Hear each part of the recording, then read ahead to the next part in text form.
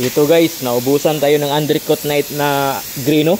So itong itim lang muna yung undercoat natin.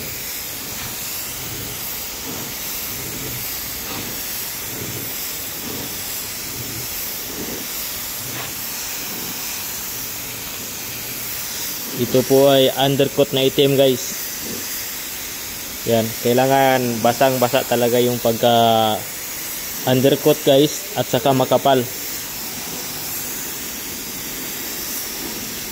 Tapos isasanding natin yan ng 400. Yan.